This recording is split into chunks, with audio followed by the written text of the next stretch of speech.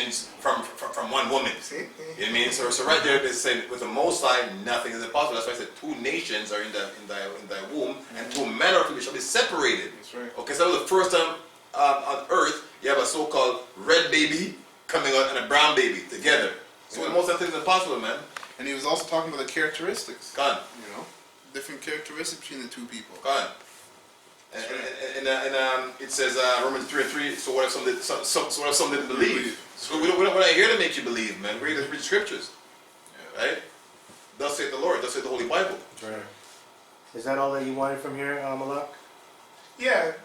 Well, that just explained the woman, symbolic of Israel. It's not a literal woman there, right? Because it shows that what he just read, that women do not carry a seed. Hey, when was the last time a woman impregnated a man? I don't have that. I don't know that. Oh, remember that? No, go ahead. Dana was one of our father Jacob's daughter. She never had a tribe. But she was on the seed. The 12 tribes had a daughter, right? Right. Come on, that's a good point. Yeah. And that caught you Jewish people who always talk about, oh, it's still a mother. You know? That cuts you again. Yeah, well, beautiful cut, yeah. Straight. I wanted to bring up something. No, bring it out now, bro. Because this is, yeah, they're talking about how Esau can't be changed from the way he is. That enmity won't be changed. You know, only the Most High can change that. So the thing is, the difference between Esau and Jake, because Jake is the only one who believed they could be friends with Esau. Esau knows he can't be friends with Jake. So this is Jude 1 and 5. I will therefore put you in remembrance, though ye once knew this, because in the ancient times we knew who our enemy were. We understood that enmity. We understood, the prophets understood they had the understanding of the precepts. Yep. And then it says, though ye once knew this, how that the Lord Yahweh, Ba'ashem Yahushai, have saved the people, which is the Israelites, out of the land of Egypt, afterward destroyed them that believe not. So the Jakes that still wanted to go back and join hand in hand with Esau, and really Egypt at that time, but Jake's doing the same thing now because America is spiritual Egypt, and they still want to join hand in hand with Esau and his philosophies. The Most High destroyed them that believe not, because you don't want to believe that Esau is your enemy. So the Most High says he's going to destroy you for that, right? Yeah. That's right. You got anything? No. This is Revelation chapter 12, starting on 1. Okay. And there appeared a great wonder in heaven, a woman clothed with the sun and moon under her feet, and upon her head a crown of 12 stars. No, And huh? No, that's a tribe. Yeah, it says 12 tribes, but it's saying a woman. Okay, and she being with child cried, travailing in birth, and pain to be delivered. And this child is about to deliver is an Israelite, and the child is a Yahushua. Right. All right. And there appeared another wonder in heaven, and behold, a great red dragon. Right. So this is going to actually the Roman Empire, but the Roman Empire started with this nation of people, Esau, Edom. So this Bible has a whole bunch of little, so through that precepts, I get understanding. So you know from the old, so-called old, to the new, and tie it in, man. Right. So that enmity has always been there, and always will, until Yahushua come and put a stop to it, man. That's right. All right. Was it on that? Send it here. Genesis 3:15. So you're in the middle, but just read from the top and go all the way to where it says bruise thy heel. Genesis 3:15. And I will put enmity between thee and the woman, and between thy seed and her seed. It shall bruise thy heel, and thou shalt bruise his heel, or it shall bruise thy head, and thou shalt bruise his heel. Okay, there's lots of stuff there, right? So what is this bruising of the head? Right there, right? So who bruised what? Who bruised what there? Bruised what? Whose head got bruised? That's what I want to. That's what I'm asking. That's Esau's head. Esau's head is bruised. So what happens when you bruise the serpent's head? What's the scripture for that? What's the scripture for that? Give me a bruised head scripture. Okay. And I got the heel as well. yeah, okay. Since you got the heel, bring the heel, and if you got a bruised head, bring it out. Yeah, you know what it is. You have lots of scripture. You can go to Obadiah. You can go all over the place. You can go to Habakkuk. Okay, I have one. Bruce. I have one. This is Revelation chapter 13 and 3. And as I saw one of his heads, as it were wounded to death, and his deadly wound was healed, and all the world wondered after the beast. All right. All right. That's one scripture you could use. Yeah, you can go into history and show how his head was bruised, right? But understand what's going on here. Hey, if I step on a serpent's head, that serpent eventually is going to do what? Die! Of course. That's the lesson here, Right. right? And then we'll talk about the heel.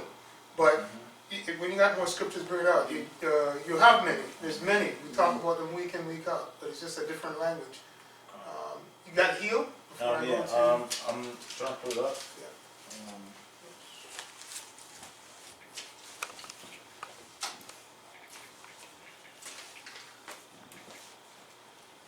Have anything? Yeah, let me brother find that. I'm in on the Apocrypha, Ecclesiasticus 42, starting at 22. Oh, how desirable are all his works, and that a man may see even to a spark. All these things live and remain forever, and all for all uses, and they are all obedient. All things are double, one against another, and he has made nothing imperfect. Wow. One thing established the good of another, and who shall be filled with beholding his glory?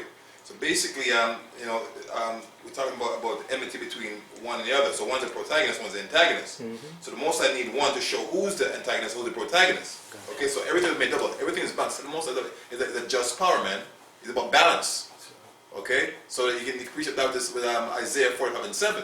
You know, he make the good and also the evil. I Lord do all these things. All means all.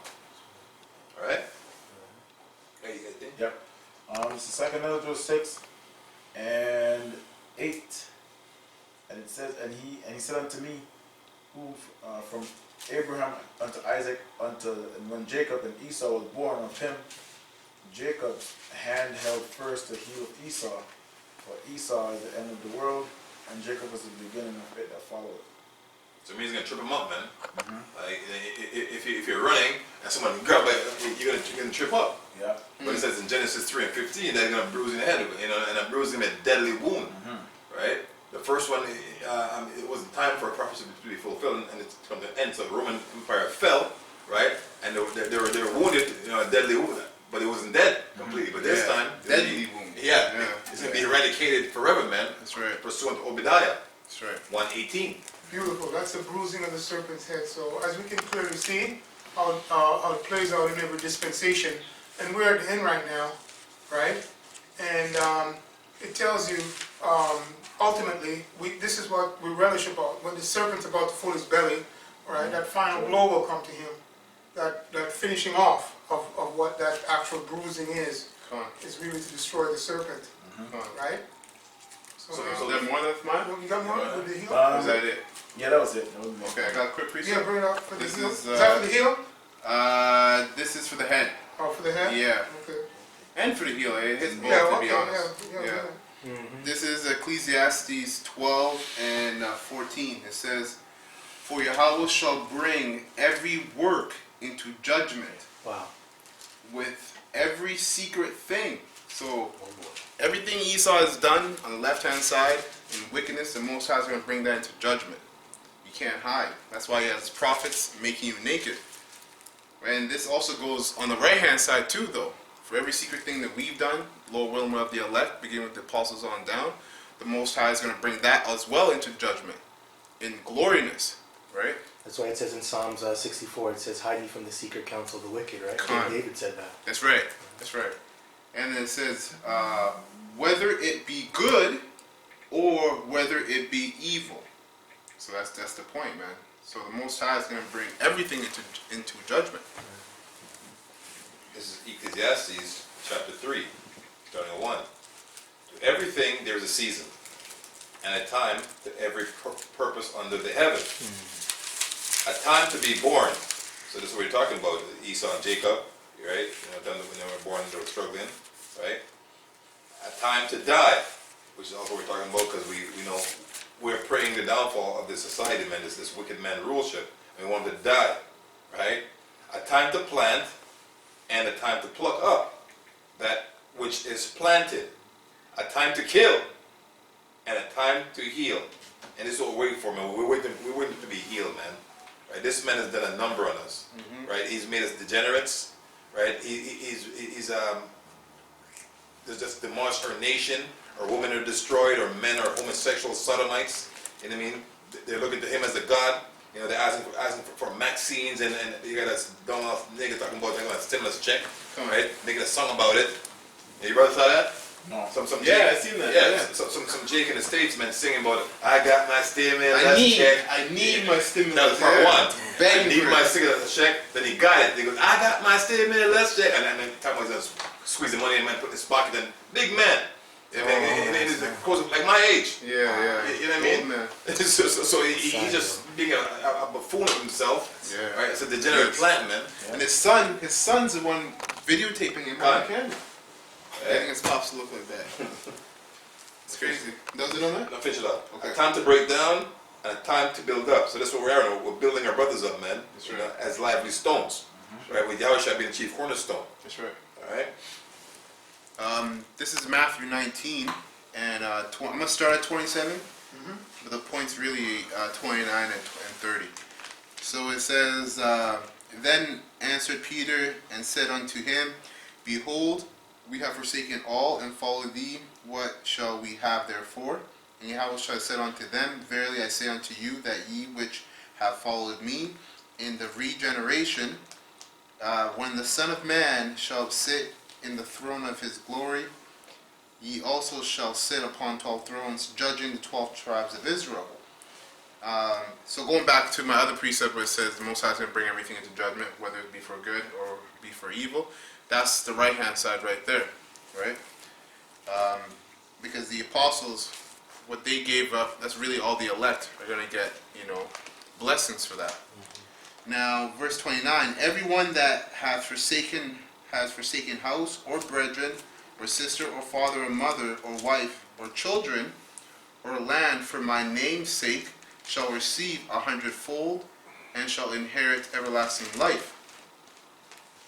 And this is also why Esau is jealous as well, because, Jake is poor and needy, especially in this state. But the elect are as well, but the elect are actually, the Most High is actually feeding the elect. And Esau doesn't like seeing us be in that state and still have faith. That goes back to that jealousy when Cain was jealous of Abel. That's right. Twada Abel for basically doing the right thing. Right. So the last verse 30. But many that are first shall be last. Esau, you're feeling like you're first in this kingdom because it's under you. But he is first, isn't he? Well, he is first, but I mean spiritually. Because spiritually he isn't. Because spiritually he's actually the last. But yes, he is first right now, and he is ruling his kingdom. That's why the scripture says, he that is first shall be last, and he that is last shall And be that's the first. priest I'm reading right now. Oh, yep, beautiful. Yes, spirit. I got a scripture in there. Come. So it says, but many that are first shall be last, and the last shall be first. So that's the heel and the head. Correct. Yep. Come. Luke 19 and Luke 16 and 19. And it talks about Lazarus, right? Which Lazarus is a metaphor for the nation of Israel, right? There was a certain rich man, which was clothed in purple and fine linen, fared sumptuously every day. I'm gonna get KJV. I can't do this. Sounds like you talking. Yeah, yeah. And there was a certain beggar named Lazarus, which was laid at his gate, full of sores. So the rich man is Esau, he's Edomites, right? Because the brothers are saying that they're first in this kingdom, right? And we're last in this kingdom. There's going to be a flip. There's a certain beggar named Lazarus, which is the nation of Israel, which was laid at his gate, full of sores, right? And that's all the hell that we're catching in this shithole, kingdom of Esau. and desired to be fed with crumbs, which fell from the rich man's table. Moreover, the dogs came and licked his sores. And the dogs going into these other nations, right? And the crumbs, we're actually getting crumbs. Doesn't matter if you're a celebrity and you're getting multi-million-dollar contracts, right? Doesn't matter if you have your Fortune 5 company, you have a good job, whatever, right? You're still getting crumbs from Esau's table. It came to pass that the beggar died and was carried by the angels into Abraham's bosom. The rich man also died and was buried. So that's what we're coming into right now. The rich man is going to die, right? And he's going to get, the flip is going to happen, right? The last shall be first and the first shall be last. And and he cried and said, Father Abraham, have mercy on me and send Lazarus that he may dip the tip of his finger in water and cool my tongue, for I am tormented in this flame. And then this is the scripture where you Christians get stupid, talking about, it's hell, and it talks about hell here, talking about the fire. That has nothing to do with the fire, right? That's going to be his cup that he's going to taste the wrath of the Most High through us, right? And Yahushai. Because in his kingdom, we actually going through this. We got the flames, man. The curses, the hanging, the lynching, right? Last hired, first fired, right? Everything that comes with the curses. So he's going to go through the same thing that we went through, but 10 times more, right? Deuteronomy 30 and 7 says Khan. it should be passed on to them. Khan. Right? All the curses. Yeah. And besides all this, between us and you, there is a great gulf fixed, and that they which would pass from hence to you cannot, neither can they pass us that would come from hence. I think that's it. Yeah, that was it. Okay. All right. Beautiful. I just got one more precept on the heel scripture. It's just really going into basically what we covered.